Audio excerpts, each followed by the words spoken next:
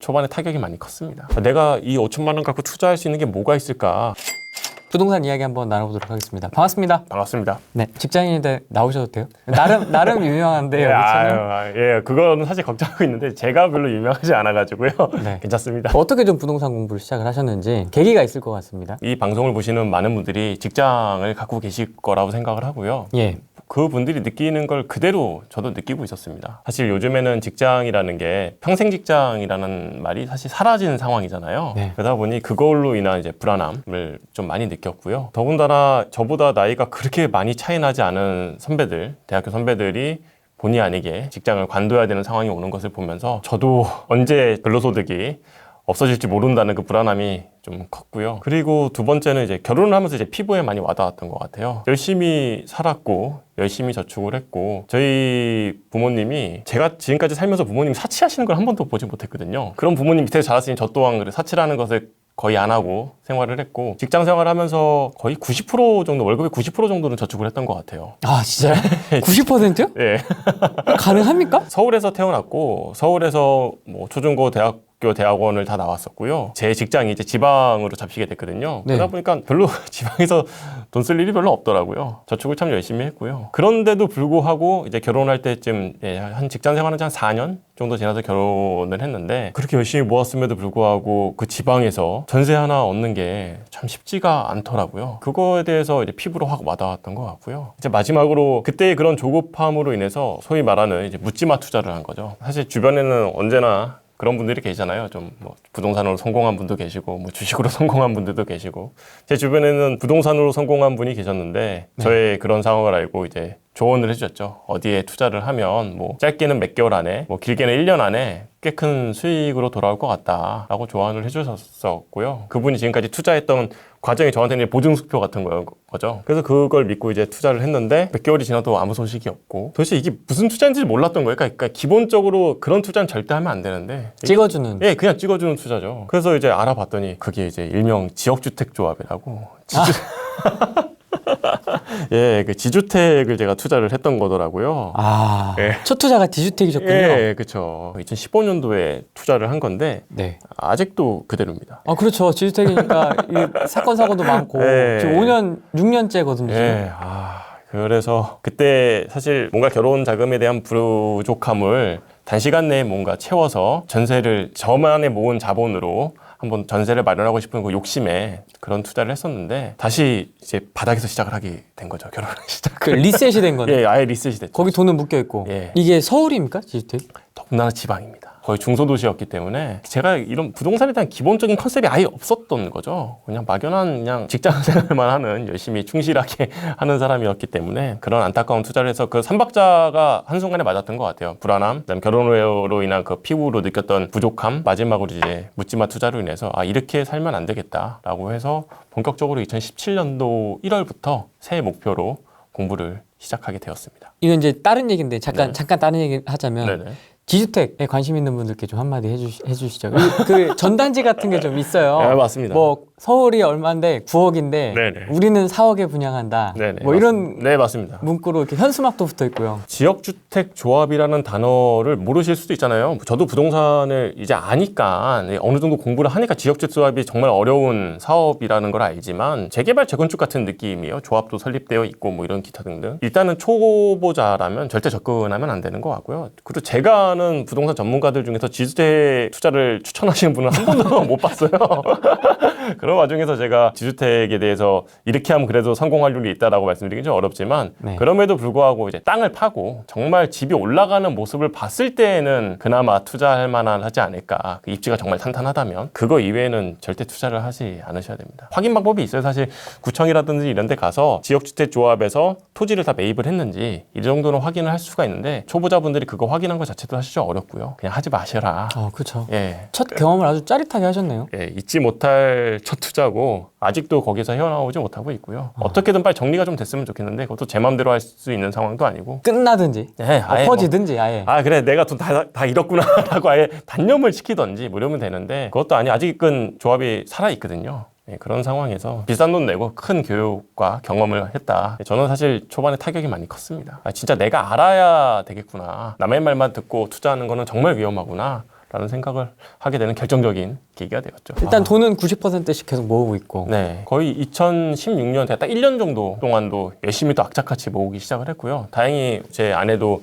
직장 생활을 하고 있었기 때문에 둘이서 악착같이 모았죠. 딱 2017년도 시작할 때 당시에 제가 갖고 있는 시드머니라고 하죠. 시드머니가 한 4천에서 5천 정도는 모았던 것 같아요. 그 자본으로 투자를 해보겠다 생각을 했고요. 사실 5천만 원이면 지금은 더 5천만 원 갖고 투자하기가 어렵지만 당시에도 5천만 원 갖고 투자한다는 것 자체가 사실 현실적으로 좀 어려웠죠. 그래서 이제 내가 이 5천만 원 갖고 투자할 수 있는 게 뭐가 있을까라고 생각을 했던 게 제가 생각했던 것 중에 하나의 방법이 이제 경매였습니다. 경매로 공부를 먼저 시작을 했고요. 앞서 말씀드린 대로 지방에 거주를 하는데 지금은 제가 사는 지역에서도 이제 부동산 공부를 할 수 있는 좀 인프라 형성되어 있지만 그때만 하더라도 인프라 형성이 거의 안 돼 있었거든요. 주중에는 이제 직장 생활을 하고 토요일 날 새벽에 첫 차를 타고 올라가서 수업을 듣고 수업이 끝나면 이제 뭐 디프리를 또 해요. 남아있는 사람들끼리. 하죠. 예, 그 디프리를 통해서 정보 교환도 하고 그 다음에 이제 막차를 타고 내려오고 그 다음날 가보고 싶었던 게 있었다면 뭐 부모님 댁에서 하루 묵고 일요일 날 임장도 한번 가보고 그리고 귀가하고 뭐 이런 시간을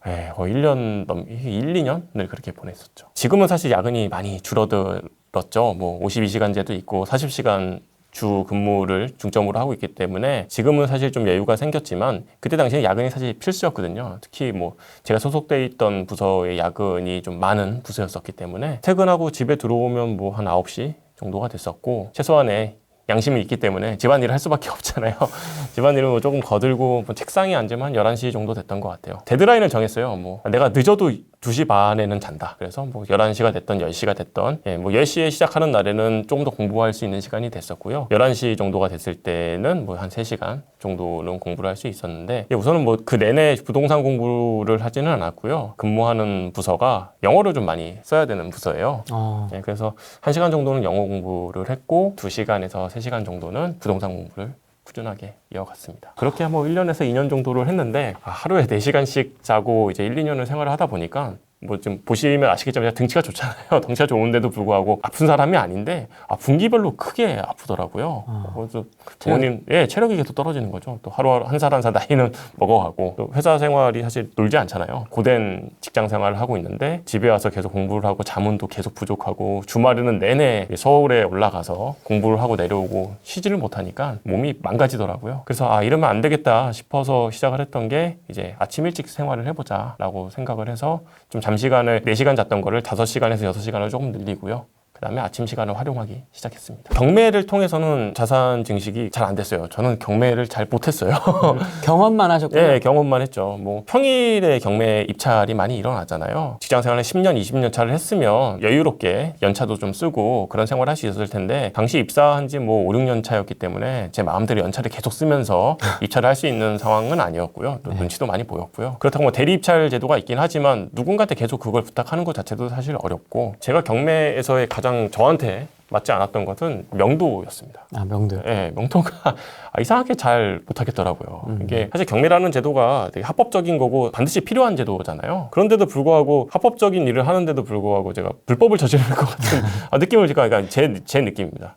제가 그런 걸 느끼니까 이건 도저히 못하겠다. 그리고 한 6개월 정도 그렇게 공부를 하다 보니 성과가 안 나오니까 지치더라고요. 저도 그때 당시에 이제 고민을 했죠. 다시 현실로 돌아가고 현실 안주로 하기 시작하는 거죠. 월급 받고 와이프도 직장 생활하고 그렇다 보면 좀 아껴 쓰고 이러면 또 되지 않을까라는 이런 안주로 하고 있는 과정 중에 그래 마지막으로 한번 공부를 시작해보자 라는 게 이제 재개발 재건축 미래 가치를 좀 내다볼 수 있는 가치형 투자인 재개발 재건축 공부를 시작을 하게 됐고요. 그때 당시에 만났던 강사분이 저의 이제 부동산 멘토이시기도 하고 부동산 멘토뿐만 아니라 제 인생의 멘토이기도 하고요. 뭐 삶을 대하는 태도, 자세에 대해서도 사실 저는 그분을 많이 본받고 있고요. 그러고 이제 6개월 정도 그렇게 했는데 7개월 정도에 됐을 때 재개발 재건축을 공부하면서 7개월 정도 됐을 때 이제 첫 투자 이제 공부하고의 첫 투자가 이루어졌고요. 그게 이제 서울에 있는 단독주택 재건축 물건이었습니다. 재건축 재개발하면 사실 많은 분들이 두려워하시고요. 뭔가 무너질 것 같은 불안함도 있으시고 그런 것들이 있었지만 이미 좀 공부를 한 상태였고 운이 좋았던 것은 제가 거기서 한 20년 이상 살던 동네였어요. 그러니까 거기에 대한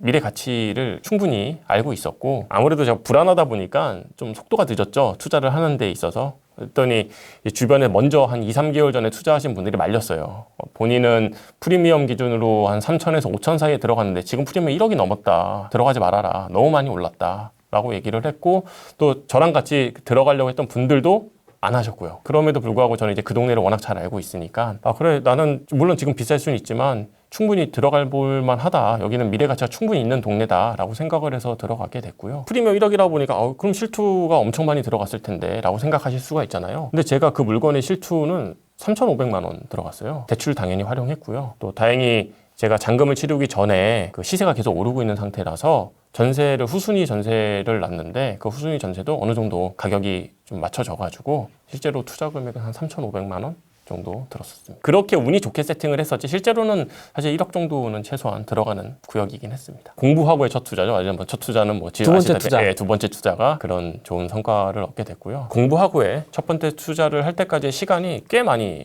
걸렸죠. 다른 분들 같은 경우에 제가 혼자서 공부하는 게 사실 좀 어렵다는 생각이 들었고 누군가가 좀 이끌어준다면 시간을 좀 단축할 수 있지 않을까라고 생각을 해서 저는 스스로 공부하는 거와 부동산 강의를 좀 겸해서 공부를 했었는데 그렇게 투자를 하다 보니까 다음 투자는 이어지기가 조금은 수월하지더라고요. 좀 자신감도 좀 붙고. 이렇게 하면 뭐 충분히 할 수 있겠다라고 해서 그 첫 번째 투자랑 거의 유사한 세팅으로 두 번째 투자가 이어졌고 그렇게 하다 보니 이제 스터디를 하면서 공부를 하니까 뭐 분양권, 뭐 그다음에 단지 내 상가 뭐 이런 기타 등들 조금씩 투자를 계속 이어나갈 수 있게 되었습니다. 뭐 사람마다 공부를 하다 보면 저는 일단은 여러 가지 투자 방법을 알아야 된다 생각은 하기는 해요. 그걸 해야지만 나만의 무기를 찾을 수가 있다는 생각이 들고요.